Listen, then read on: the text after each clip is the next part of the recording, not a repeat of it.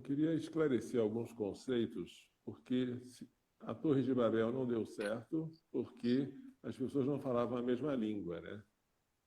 Então, nós precisamos urgentemente unificar a nossa linguagem.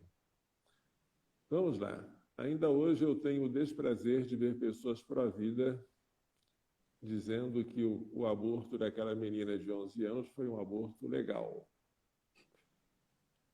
Bem, se ele foi legal como eles dizem que é, então a norma técnica do Ministério da Saúde, que tenta regulamentar, abrandar, amainar, ela de fato não tem valor nenhum, porque ela é um ato administrativo abaixo de uma lei e não tem nenhum poder de dizer se o aborto acima de tal gestação é proibido ou não. Seria mais uma carta de boas intenções, uma recomendação. Quando você já parte do pressuposto que o aborto em caso de estupro é legal, e eu vejo gente falar isso, então você já entregou todo o ouro ao bandido. Você já mudou de time. Você não merece mais ser chamado pró-vida. Mas a verdade é outra. Não vamos nos associar ao pai da mentira, porque ele mente para matar. Mentir é o meio, matar é o fim. A verdade é que o aborto é sempre crime, sempre proibido, e há duas hipóteses enumeradas pelo artigo 128 do Código Penal, em que o criminoso, atentem para o que eu falei, o criminoso fica isento de pena. Portanto, há crime, há criminoso, mas não há aplicação de pena após o fato consumado por razões de políticas criminal.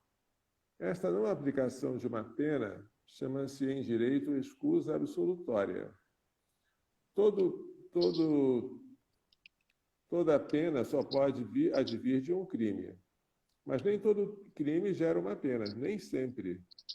Pode acontecer, o exemplo é clássico, do artigo 181 do Código Penal, que qualquer crime contra o patrimônio, como furto, fraude, estelionato, se for praticado entre pessoas da mesma família, entre ascendente, descendente ou cônjuge, o criminoso fica isento de pena. Por quê? Ele tem direito de furtar o filho do pai, a mulher do marido? Não, não tem direito.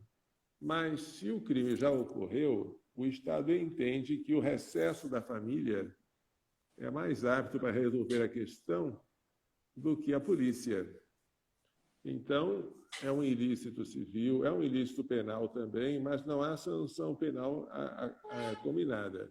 Se, porém, o filho furta do pai com revólver ou com violência, com grave ameaça, aí já não é furto, é roubo. E o roubo não tem escusa absolutória. A escusa absolutória atinge o filho, mas não atinge o colega do filho que ajudou a furtar. É uma espécie de perdão que a lei dá por causa de certas circunstâncias na prática do crime. Só que, se o furto em qualquer caso é crime, não faz sentido chamá-lo de furto legal. Nem faria sentido você ensinar as criancinhas a surrupiar coisas do papai e da mamãe, dizendo, olha, isso aí é um furto legal, você tem que aprender na escola, é um direito de vocês. Agora eu vou passar um trabalho de casa. Trabalho de casa, vocês pratiquem um furto legal.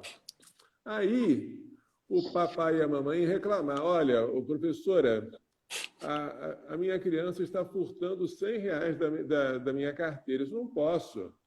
Aí o professor, puxa vida, mas a lei não coloca nenhum limite, o furto é legal em qualquer, pode ser até R$1 milhão, não tem problema. Aí chegasse o ministro da Educação, baixasse uma norma técnica, dizendo o furto legal. O furto legal só pode ser feito até o limite de R$10. É uma piada em cima da outra, né? É uma insensatez contra outra insensatez. Aí alguém entenderia que esse furto que é um direito deixou de ser um direito pleno porque o Estado, na pessoa do Ministério da Educação, baixou uma portaria, uma norma infralegal para regulamentar o exercício de tal direito.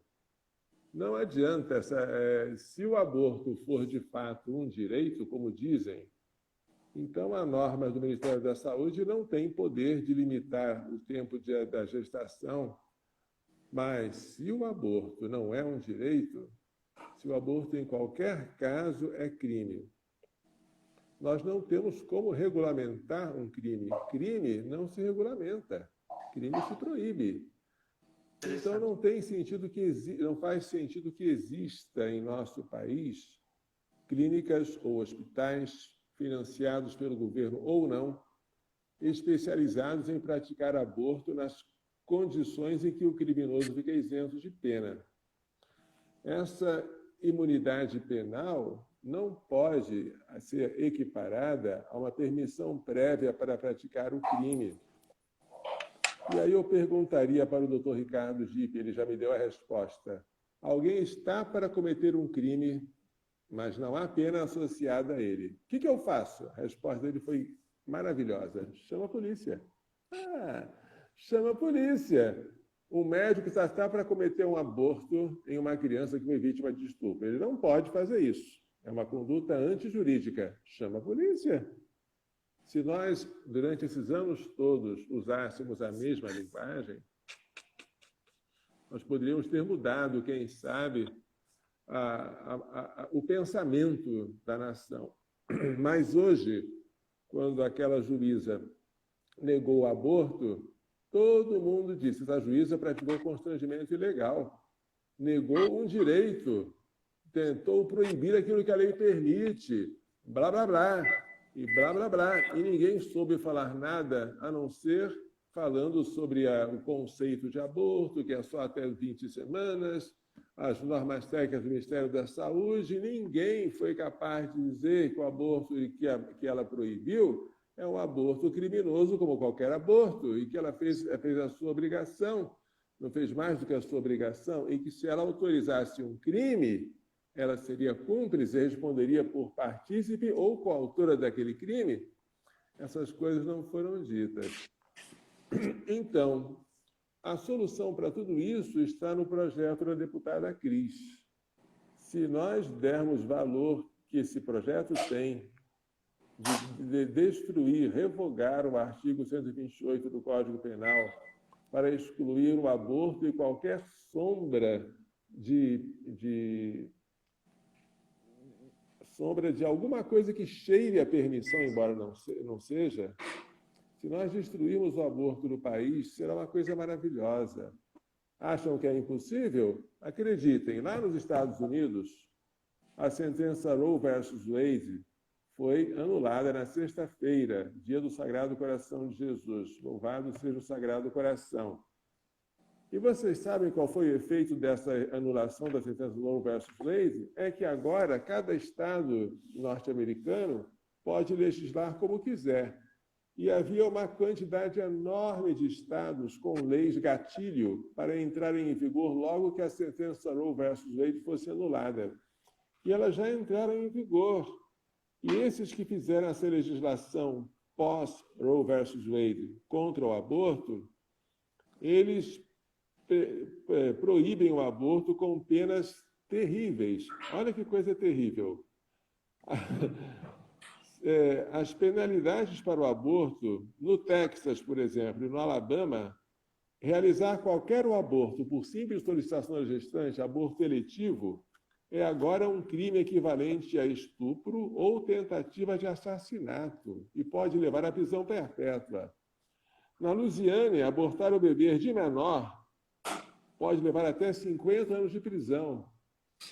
E todos os estados com proibições pós-Roe em vigor, exceto o estado de Utah, proíbem o aborto por estupro e incesto. Proíbem o aborto por estupro e incesto.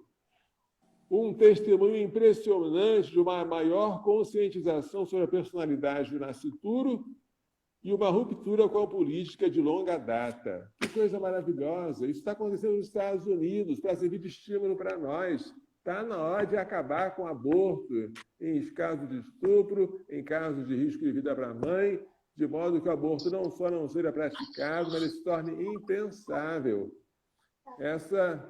Isso é o que eu tenho a dizer para vocês. E vocês agora aproveitem que a Cris está aí nessa live para saber os detalhes do projeto dela e o que ela precisa para fazer com que ele seja aprovado.